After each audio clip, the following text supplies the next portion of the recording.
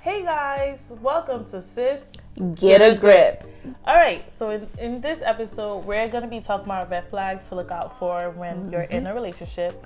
But before we get to that, by popular demand, but also because it just kind of segues into the conversation, we're going to talk about how we met our husbands, actually. Dun, dun, dun. Dun, dun, dun. So actually, start. So, I don't know. How did you meet Jeff? Oh my gosh. Did I tell you the story ever? No, actually. Isn't that a shame? Shaking my head. Oh my God, that's so shady. But, so, how did I meet Jeff? A friend of ours from church. Okay, So you know that I dance, right? I used to dance. I'm trying to get back in the group. I used to dance. And so one of our friends was having a sweet 16, and she was like, "Can you put together a little dance so we can do her sweet 16?" Oh, okay. Remember back in the days? You were that good. I could guess. choreograph and everything. I guess. You gassing it. But I think that it used to be like a big thing where people would have sweet 16 and like they would like have like a sync dance. Of course. Oh my gosh. Yes. Waste of money. I wish I would have saved all that. Did you money. have a sweet 16? I did. Oh now my I regret gosh. it. Harper definitely would not be having one. I'd rather give her the money. No. Another podcast episode. Yeah. Yes. That's very true. But so she had this sweet 16 and she was like, "Hey Stacey, can you put together a dance for me?" And I'm like, "Good, I got you." So my cousin and I both dance. So she was also helping me, and we basically had to meet with the court. So just imagine at our age, 16 or 15, probably 14 through 16 or 17, and you have a bunch of girls and boys meeting for practice.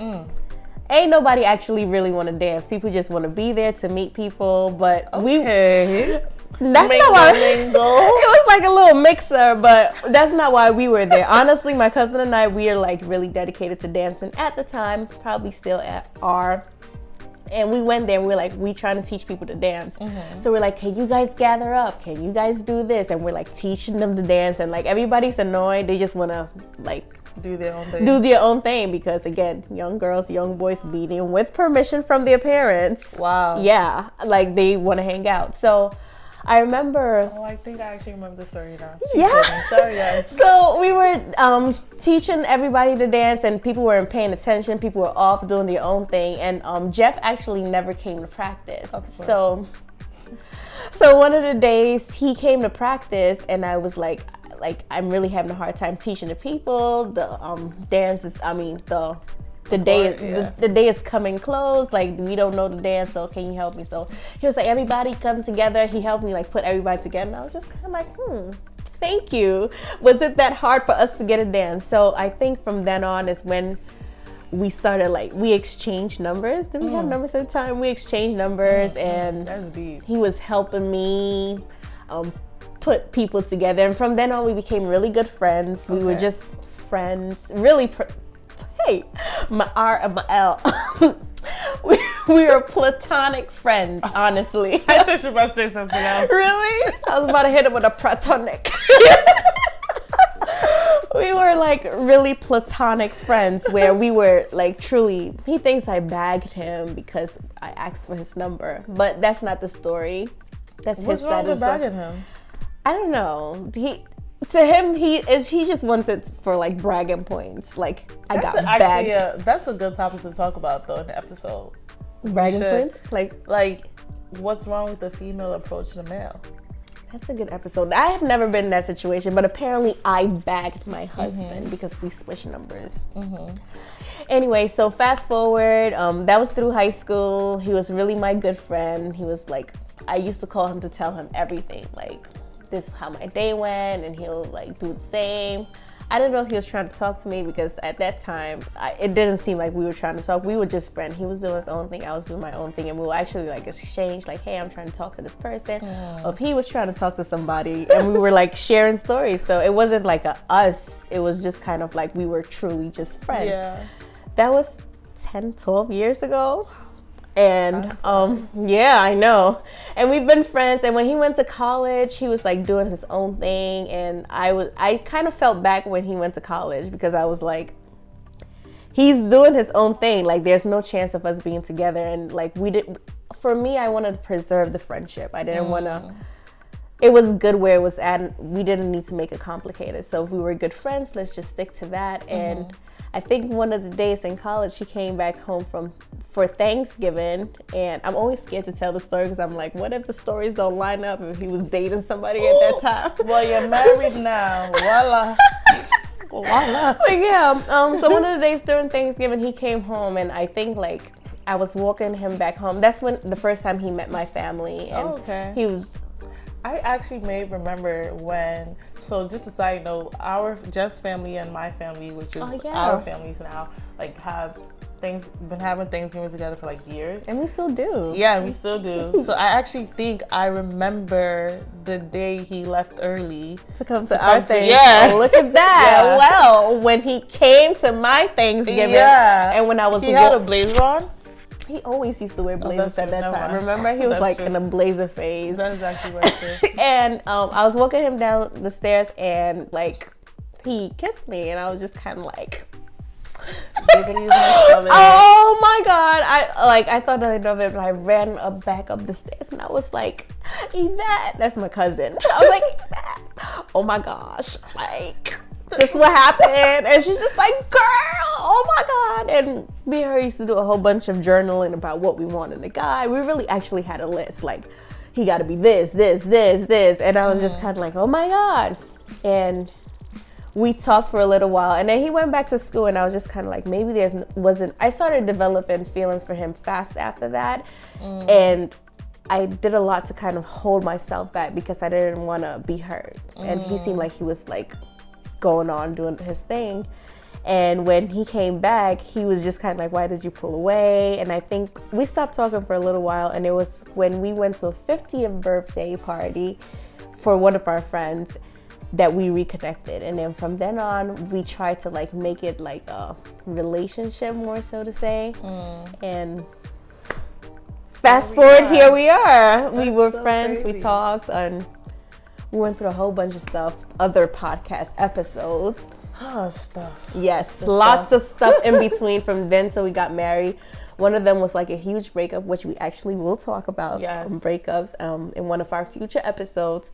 But we're here now. We're married, and he's amazing. He is awesome. He's just the best. I don't want to talk about it too much, but he's awesome. And that's how I met my husband at a Sweet 16. Wowza. Yeah. How did I meet the husband? The husband. It just sticks now. I met him actually in church. For all around reasons. So my church hired, my mom's old church, hired these group of guys to teach the youth. Mind you, he was a youth too, but to teach the youth how to play instruments. For some reason, I've always been the type of person to gravitate towards things that are out of the norm. So like every girl wants to play the piano or like a violin. I want to play the drums. Wow. Not because guys are playing it, which everyone's like, oh, because the boys didn't know. So generally meet the boys. I see what you did there, sis. I see. I generally wanted to learn how to play the drums. Now if you ask, up to this day, I don't know how to play. So let me just put that out there. Much for learning. I got a husband though. Hey! But I wanted to learn how to play the drums, and my husband's an instrumentalist, so he knows how to play the drums like other instruments. So he was the person I assigned to play the drums.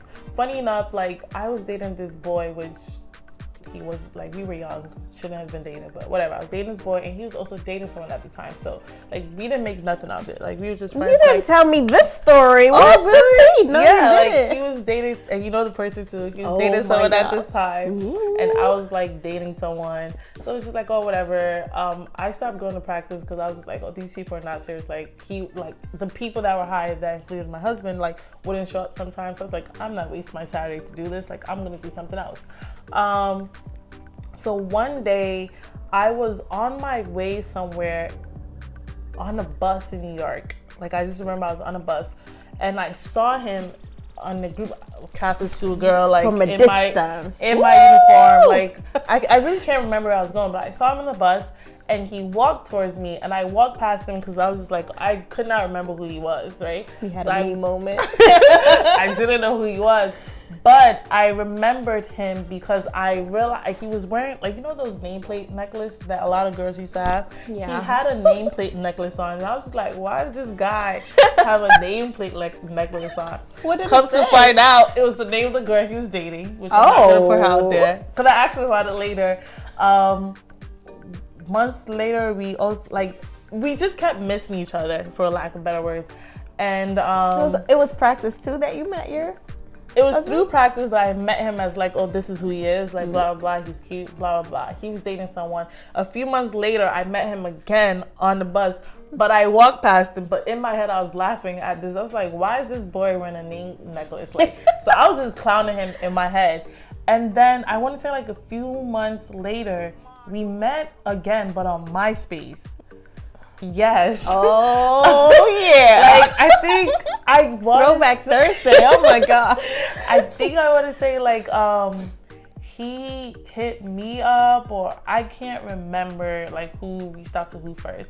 But he was just like, oh, you're the girl that goes to so-and-so's church. And I was just like, yeah.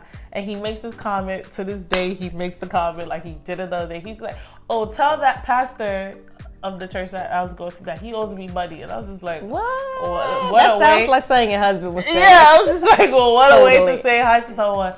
And then I was just like, oh, you know, I got a cell phone when I was in high school. My parents was like, I have to earn it. So Ball out control. No. I literally had to wait till like third semester, show my grades, blah, blah, blah. But I just got the cell phone, and he gave me, can you believe this? This man gave me a math problem to get his number.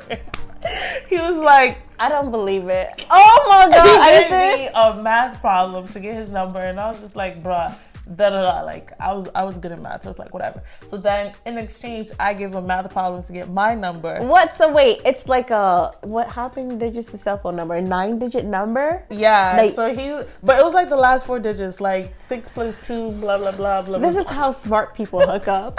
Clearly, because I would have failed. I'd be like, I got the wrong number. I guess I can't call you. But I gave him the same math problem, and he called me. I think he called or texted me or whatever. And then we started dating. Like, I was head over heels for this guy, like really bad. Aww. Really, really bad. Where I was like, my friends, and I have a friend called Sabina who used to do my hair for me all the time. My cousin Phyllis would make fun of me because I was hooked. Like, ooh, you got it bad. It was so bad. And I remember Sabina and Phyllis would always do like this key thing, which up to now I still don't know what they meant, but I knew whenever they did this key thing, it meant something to do with the husband. So I was my like, gosh. whatever. That's how hooked I was. And then Wow. like my friends from high school, like Ashley, Dakira, and Naya, like we never traveled alone, like never. Like it was all 4 of us. If we were gonna meet a guy, which we shouldn't have been doing, I'm telling you, all of us would go together. Auntie, you watch? And Dakira, Ashley, and Naya would like make sure like I was good. Like they were like, where are you taking Gifty? Like that was just like our pack. Like that's how we operated as friends. And now sisters, like we're still all friends. And so we would just like hang out, fell head over heels for him, went to college, and I knew, like, I think I began to develop more feelings for him because when I was going to college, he wanted to drive me to school, and I was just like, oh, like I don't like need that, like. Oh, that's nice because not a lot of people had cars back in the day. Yeah, right. Yeah, that's true. First people with a car. Like, but that's the thing. He didn't have a car, and he wanted to rent a car to take me, and I was just like, oh, yeah, and I was just like, oh, wow. like not really necessary. But so I think like my parents took me. No, my mom took me. Someone took me. I don't remember. I got to Syracuse. Whatever. I got to Syracuse. And even when I got there, like we were dating at the time, like he kept insisting like, oh, I want to see you. But I was fresh in college. I was like, don't want to be bothered. Like, I'll see you when I get to the city. Oh, similar to Jeff probably, right? Yeah. Don't want to be bothered. I'll see you when I get to the city.